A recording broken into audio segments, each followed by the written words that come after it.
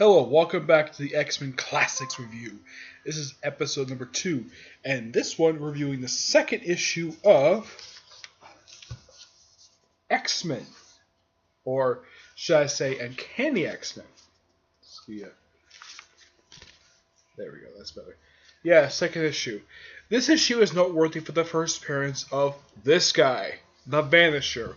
His real name is Telford Potter, but that's not revealed. I don't think it's revealed in this issue. I don't think. Also, he's called the Vanisher because he's a teleporter. Yep, he's basically Marvel's first teleporter, publication-wise. He made his debut almost exactly 12 years before Nightcrawler did. And as far as I know, Nightcrawler has never met him. Wouldn't that be interesting, though? Basically, this story is called No One Can Stop the Vanisher. And once again, it's done by Stan Lee, and artwork, and the artwork is done by Jack the King Kirby.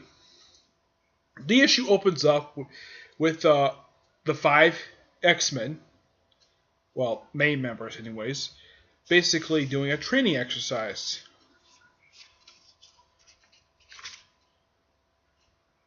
Oh, not a training exercise. Basically, Xavier's called them for a meeting. And apparently the X-Men have become somewhat of celebrities since the first issue.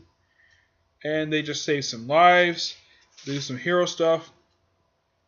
And then all of a sudden, basically, they're called back to the Xavier Institute because he is telling them about this new mutant called the Vanisher. This is Vanisher's first appearance in the comic. Yes. 5 pages in. I mean, at least, unlike with the previous issue, where it took this is actually unlike in the first issue, which took 7 pages to have Magneto show up. This one took 5 pages, which is not bad. Basically, tells us the plot. Basically, he threatens to steal something. He plans to he basically, because he thinks he's invincible because he's a teleporter. He basically has publicly announced that he's going to rob a bank, and they're going to arrest him for it. And all of a sudden, bam! He shows up at the bank, robs it, and then leaves via teleporting. That's an example of his powers. And Iceman, how he's there, turns out that's just in one of Xavier's illusions. He's able to do this because of a mental projection. So he sends the X-Men out to. He basically first puts them through a training exercise before they go out to take on the Vanisher. First it's Angel, then it's Beast, trying him out. But those only 2 they try out for some reason. Then the Vanisher shows up at the Pentagon of all places to steal some plants. And he goes out and basically he's lair seen, probably in his lair, surrounded by his henchmen. Which, by the way, interesting little fact. After this issue, the Vanisher's henchmen never appear again. I am not kidding. If you read any issue of Uncanny X-Men at this very issue, the Vanisher's henchmen never appear again in the comics. Nope. And they just talk for a little while, and he says he's going to steal some more stuff. Well, he doesn't steal his plans right away. He just tells them he's going to steal them, and then they get alerted to them by the Pentagon. They go straight to the Pentagon. And this issue is also the first appearance of Special Agent Fred Duncan. This is him right here. He basically, prior to the whole thing, prior to stuff looking for serious in later issues, he's basically the X-Men he's the government's liaison to the X-Men in some way. That's simply what his job is.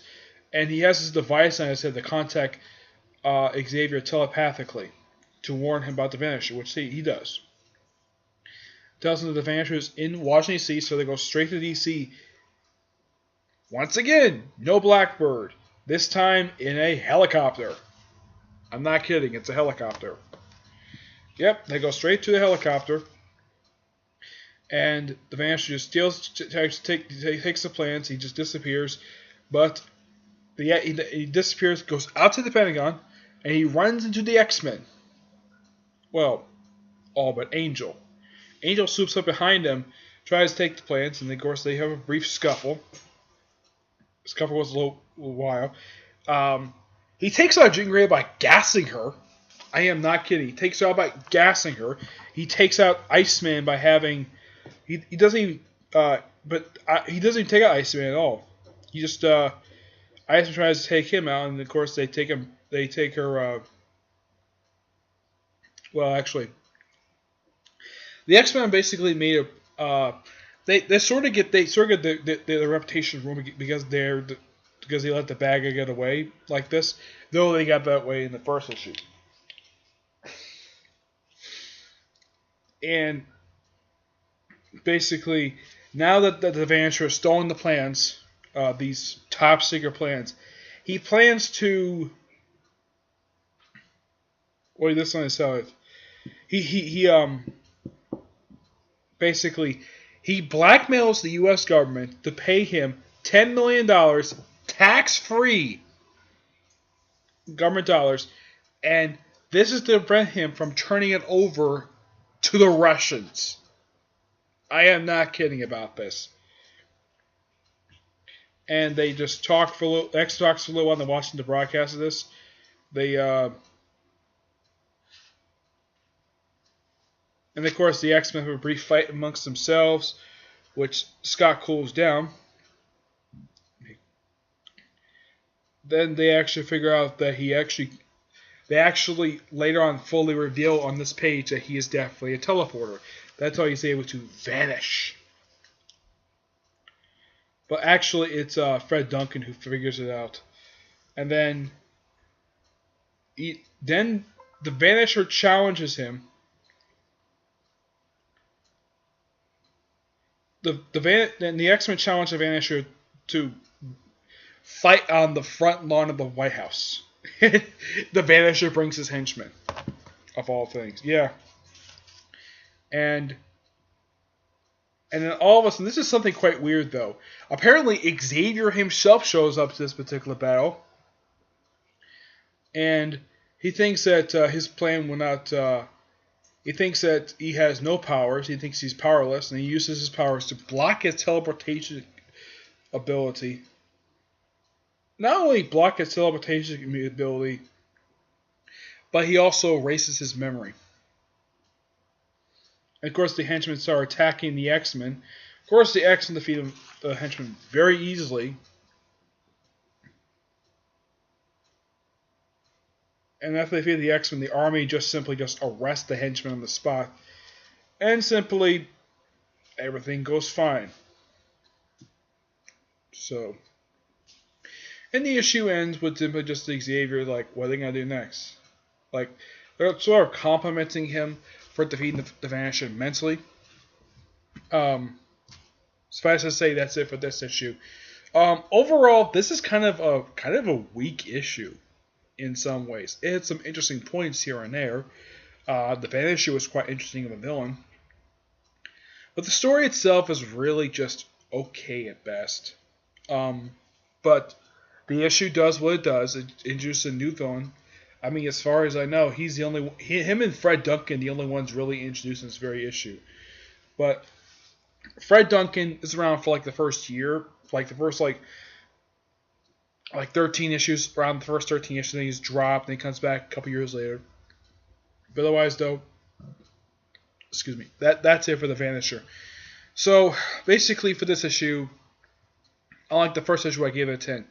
This one was kind of a step down from issue 1, so I'm giving X-Men number 2 a 7 out of 10. It's not a terrible issue per se. I mean, it's still got great artwork by Jack the King Kirby, great inking by the inker. It's just that the weakness of the issue is just the writing. It's just how, I mean, there's not much character development that much in this issue. But, I mean, in order to advance the X-Men sort of serialization, basically. Now, since the events of issue 1, My guess is probably at least a week, maybe 2 have passed by since issue 1. But it's basically just a standalone issue. That's simply what it is. The book itself does become serialized into issue 4. That's when the book starts to become serialized until the final issue of Stan Lee's run. But this is only issue 2. Basically, the first 3 issues are just standalone issues. That's simply what they are. This is the second standalone issue before it becomes how should I put this? Before the issue becomes serialized, which is something that the book is much better at.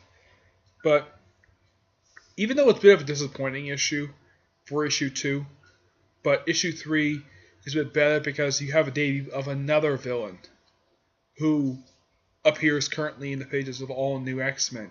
I will reveal who that is in the next episode. Until then, that is it for this one. Stay tuned for episode 3, where I review issue number 3 of Uncanny X-Men, Volume 1. Not Volume 2, not Volume 3, not Volume 4, Volume 1. So until then, I'll see you there. Bye.